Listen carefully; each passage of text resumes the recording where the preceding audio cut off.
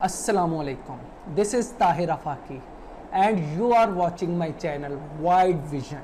हमारा आज का मौजू है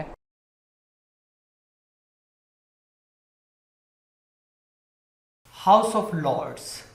हाउस ऑफ लॉर्ड्स क्या है, इसकी कंपोजिशन क्या है, इसकी हिस्ट्री क्या है, यहाँ के मेंबर्स, उनके टाइप्स क्या है, और फिर उसके बाद हम देखेंगे कि इनके पावर्स और फंक्शंस क्या है। तो आइए दोस्तों, आगाज़ करते हैं हम हाउस ऑफ लॉर्ड्स का।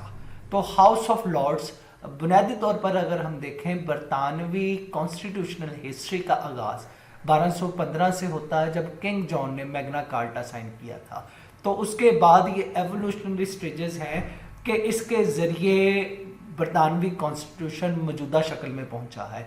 जबकि 1215 से ही हाउस ऑफ लॉर्ड्स का आगाज़ हुआ। यहाँ पर बैरन्स बैठते थे जिन्होंने बादशाह से पहले टैक्स का राइट लिया कि जब भी कोई टैक्स इम्पोज किया जाएगा तो ज़रूरी है कि बादशाह इन बैरन से मशवरा करे। और उसके बाद ग्रेजुअली हाउस ऑफ लॉर्ड्स की पावर बढ़ती गई और किंग की पावर डिक्रीज होती गई। एट द एंड एक ऐसा टाइम आया जब वो हाउस ऑफ लॉर्ड्स के पास बादशाह की मुकम्मल इख्तियारात थे। लेकिन फिर उसके बाद जैसे कि हर अरूज राज जवाल अस्त, तो हाउस ऑफ लॉर्ड्स को जवाल आया और उसके बाद हाउस ऑफ लॉर्ड्स को रिप्लेस कर दिया हाउस ऑफ कॉमन ने।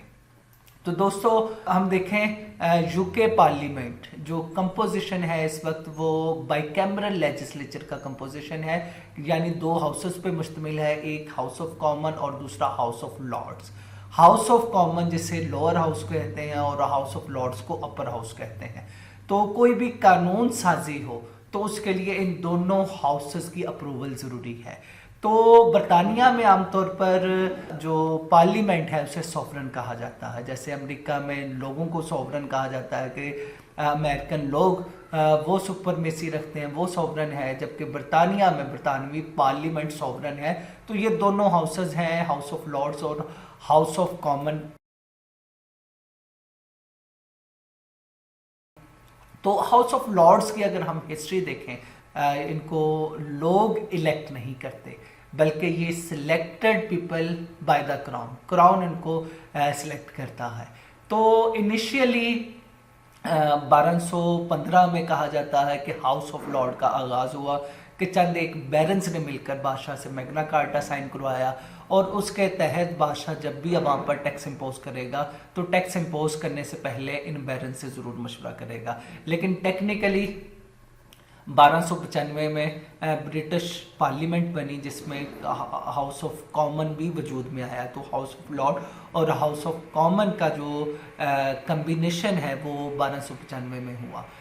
उसके बाद जो असल पावर जो थी वो हाउस ऑफ लॉर्ड्स के पास ही रही है। हाउस ऑफ लॉर्ड्स के पास हाउस ऑफ लॉर्ड और किंग पावर को एंजॉय करते रहते हैं अनटिल 1649 आया, जब ब्रिटिश एक खूनी सिविल वॉर से गुजरकर उन्होंने बादशाही निज़ाम को ख़त्म कर दिया और हाउस ऑफ लॉर्ड का भी ख़ात्मा कर दिया। लेकिन ठीक 11 साल बाद क्राउन को भी बहाल कर दिया गया और हाउस ऑफ लॉर्ड्स को भी 1960 में हाउस ऑफ लॉर्ड को बहाल किया गया। उसके बाद हाउस ऑफ लॉर्ड अब मुकम्मल तौर पर अपनी पूरी ताकत के साथ मौजूद रहा है। लेकिन फिर 1911 में हाउस ऑफ लॉर्ड की ताकत को ख़त्म कर दिया गया। 1911 में पार्लियामेंट एक्ट के ज़रिए इनकी पावर को मुकम्मल तौर पर डिक्रीज़ कर दिया गया।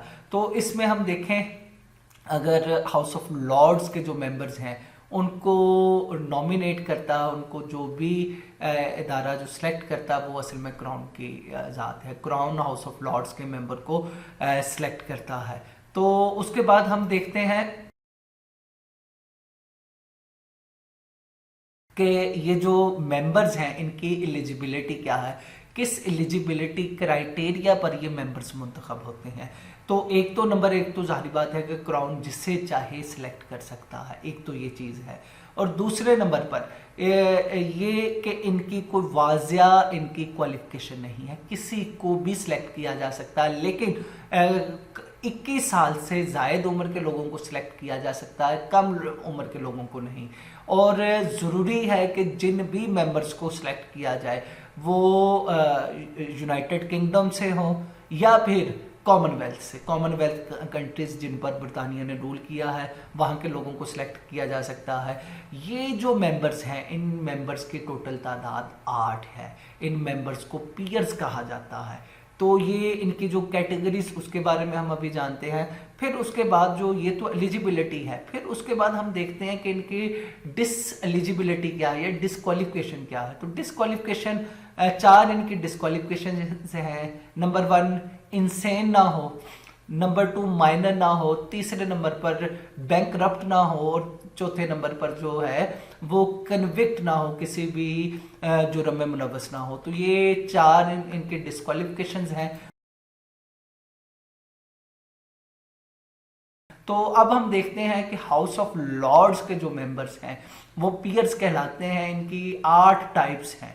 तो वो कौन कौन सी टाइप्स हैं? नंबर 1, हाउस ऑफ लॉर्ड्स के जो मेंबर हैं वो रॉयल ब्लड से हों। मतलब रॉयल ब्लड अभी भी हम देख सकते हैं कि अभी क्वीन हुकूमत कर रही है और उसकी एज मोर देन 90 हो चुकी है। तो जाहिर बात है अब रॉयल ब्लड के जो है शहजादे और शहजादी हैं वो कहाँ पे हैं? तो वो ऑनरेरी तौर पर हाउस ऑफ लॉर्ड्स के मेंबर हैं। नंबर 2, जो इनके पेयरशिप की नंबर 2 टाइप है वो हेरिडेटरी पीयर्स। हेरिडेटरी पीयर्स कौन है? हेरिडेटरी पीयर्स वो हैं कि जिनके अबाऊ अजदाद ने बहुत अच्छे कोई काम किए हैं, कुछ बेहतरीन सर्विसेज बरतानिया के लिए सर अंजाम दी हैं। तो बरतानवी क्राउन ने खुश होकर उनकी तमाम नस्लों के लिए ये रख दिया कि उनकी नस्लों में आने वाला जो पहला जो बड़ा बेटा या बड़ी बेटी होगी वो हाउस ऑफ लॉर्ड्स की मेंबर होगी। तो ये हेरिडेटरी पीयर्स है। लेकिन ये हेरिडेटरी पीयर पे भी अब सवाल आ चुका है काफ़ी हद तक। 1999 में House of Lords Act pass किया गया जिसमें ये हेरिडेटरी पीयर्स को काफ़ी हद तक रिड्यूस कर दिया गया। अब मौजूदा टाइम में इन हेरिडेटरी पीयर्स की तादाद महज 98 हैं। तो ये हेरिडेटरी पीयर्स। उसके बाद हैं लाइफ पीयर्स। लाइफ पीयर्स ऐसे लोग हैं कि जिन्होंने कोई बेहतरीन बरतानिया के लिए सर्विस सर अंजाम दी, कोई डॉक्टर, कोई साइंटिस्ट, कोई मिलिट्री पर्सोनल। तो किसी ने भी बरतानिया के लिए अच्छी खिदमत सर अंजाम दी तो बरतानवी सरकार ने खुश होकर उसे life membership house of Lord की दे दी। तो ऐसे लोग जो हैं वो लाइफ पीयर्स कहलाते हैं। उसके बाद 4th पे है Lord of spiritual. Lord of spiritual कौन से हैं? जो इनके मजहबी बिशप्स हैं, इनके मजहबी एलीट है, वो हाउस ऑफ कॉमन की मेंबर नहीं बन सकती, लेकिन उन चंद एक लोगों को हाउस ऑफ लॉर्ड्स की मेंबरशिप दी जाती है। तो ऐसे जो पीयर्स हैं उनको लॉर्ड ऑफ स्पिरिचुअल्स कहा जाता है। यानी रिलीजियस पीपल जो है उनकी मेंबरशिप यहाँ पर है। फिर 5th पे है Lords of Appeal. Lords of Appeal ये मोस्ट टेक्निकल पीयरशिप है। मतलब ये अगर हम देखें कि हाउस ऑफ लॉर्ड्स में जो सही लोग जो फंक्शनली कुछ सर अंजाम देते हैं तो ये लॉर्ड्स ऑफ अपील है। ये आप कह लें कि बरतानिया का सुप्रीम कोर्ट है। यहाँ पर जितने भी बड़े बड़े केसेस की अपील यहाँ पर दायर होती हैं। तो यहाँ के जो मेंबर्स हैं वो आमतौर पर रिटायर्ड जजेस होते हैं, जुडिशल एक्सपर्ट होते हैं। तो ऐसे लोग लॉर्ड्स ऑफ अपील होते हैं, ऐसे लोग यहाँ के मेंबर होते हैं। फिर 6th नंबर पे है पीयर्स ऑफ स्कॉटलैंड। तो स्कॉटलैंड के 16 पीयर्स होते हैं, 16 मेंबर्स होते हैं। फिर पीयर्स ऑफ आयरलैंड, आयरलैंड से 28 मेंबर्स आते हैं। तो ये इस तरह से जो है ये 7 कैटेगरीज है। 8वीं कैटेगरी जो कि 2005 में कानून साजी के जरिए वजूद में आई है वो है लॉर्ड ऑफ स्पीकर। यानी जाहिर बात है कि बरतानिया में स्पीकर जो है वो इंतहाई ज़्यादा इज्जत का हामिल ओहदा है। तो स्पीकरशिप जैसे ही एक स्पीकर अपना टेन्योर ख़त्म करके या अपने ओहदे से रिटायर्ड होता है तो उससे भी ऑनरेरी तौर पर जो हाउस ऑफ लॉर्ड्स की मेंबरशिप दे दी जाती है। तो ऐसे शख्स को लॉर्ड ऑफ स्पीकर कहा जाता है। फिर हम देखते हैं कि हाउस ऑफ लॉर्ड्स के फंक्शंस क्या है, इनकी पावर्स क्या है।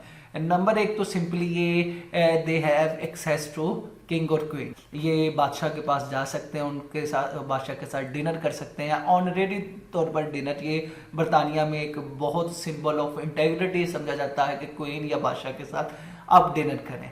दूसरे नंबर पर इनके पास है right to determine its on position, यानी ये अपनी पोजीशन को डिटरमिन कर सकते हैं, यानी हाउस ऑफ लॉर्ड्स के मेंबर को बढ़ा सकते हैं, कम कर सकते हैं। फिर उसके बाद राइट टू पब्लिक ओपिनियन, ये सबसे अहम पार्ट है कि यहाँ पर बहुत फ्रूटफुल डिस्कशन होती है, यानी जो भी पब्लिक पॉलिसीज़ वगैरह जो अपनानी है, कोई भी मामलात हैं उन पर यहाँ पर बहुत ही बेहतर अंदाज में डिस्कशन होती है। तो आप ये कह लें कि यहाँ पर शाहकार किस्म की डिस्कशन होती है कि आया कि बरतानिया ने इराक की जंग में हिस्सा लेना या नहीं, अमेरिका का फलां मामले में साथ देना है कि नहीं। तो ये जितने भी हैं ये बेहतरीन डिस्कशंस यहाँ पर होती हैं। अच्छा, फिर है राइट टू पनिश, अगर कोई भी शहरी हाउस ऑफ लॉर्ड को कंटेम्प्ट करता है या इनके मेंबर्स को कंटेम्प्ट करता है तो ये सज़ा भी दे सकते हैं। और फर्दर यहाँ पर हाउस ऑफ लॉर्ड में अपील दायर की जाती है, तो लॉर्ड ऑफ अपील इसे सुनते हैं, तो इस लिहाज से ये अहम इंस्टीट्यूशन है। फिर फ्रीडम फ्रॉम अरेस्ट, यहाँ इनके पीयर्स जो हैं उनको अरेस्ट नहीं किया जा सकता। और फिर इम्पीच सर्टन पर्सन, यहाँ पर इम्पीचमेंट भी होती है। बरतानिया में जो भी जिन बड़े अहदेदारों ने कोई जुराइम में मुलव्वस है तो उनकी इम्पीचमेंट यहाँ पे होती है। और जितने भी पीयर्स हैं इनकी कोई ख़ास तनख्वाह नहीं, कोई डिफाइंड तनख्वाह नहीं। हाँ, जितने भी अहम सेशंस में ये हिस्सा लेते हैं तो उन सेशंस का कुछ इनको जो है रिटर्न दिया जाता है।